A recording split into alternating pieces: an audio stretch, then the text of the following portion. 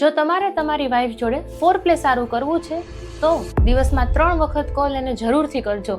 પણ કોલ કરવા ખાતર ન કરતા હો. તમારે તમારી વાઈફને ઇમોશનલી સમજવાની છે.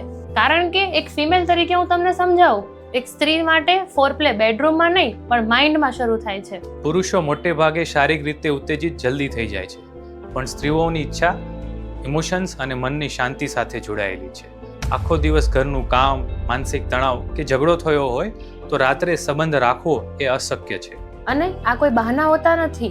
મેડિકલ સાયન્સ પણ એવું કહે છે, જ્યારે પણ ફિમેલ સ્ટ્રેસમાં હોય છે ને ત્યારે એના શરીરમાંથી કોર્ટિસોલ નામનો હોર્મોન રિલીઝ થાય છે, જે તેના શરીરમાંથી સેક્સ્યુઅલ એક્સાઇટમેન્ટ અને નેચરલ રુબ્રિકેશનને તો બ્લોક કરી દે છે. જો તમે તમારી સેક્સ લાઈફ હેલ્ધી રાખવા માંગો છો તો તમારી વાઈફ સાથે ઇમોશનલ કનેક્શન બનાવો, તેના મનને ટેકો આપો, એના ઘરમાં કામમાં મદદ કરો અને એની વાત જરૂરથી સાંભળો અને સમજો પણ ખરા. આ જ વસ્તુ તમારા વાઈફ માટે અસલી ફોરપ્લે છે. અને યાદ રાખજો, જ્યાં સુધી તમારા બંનેનું મનથી જોડાણ નહીં થાય ત્યાં સુધી તમે બંને જો શારીરિક જોડાણ કરશો તો પણ એક ફરજ જ છે. જેમ મારી વાઈફે આગળ કહ્યું કે તમારા પાર્ટનર જોડે ઓછામાં ઓછી 5 મિનિટ તો જરૂરથી વાત કરો અને ઇમોશનલ કનેક્શન્સ મેન્ટેન રાખો, અને આ રીલ તમારા પાર્ટનર જોડે જરૂરથી શેર કરો.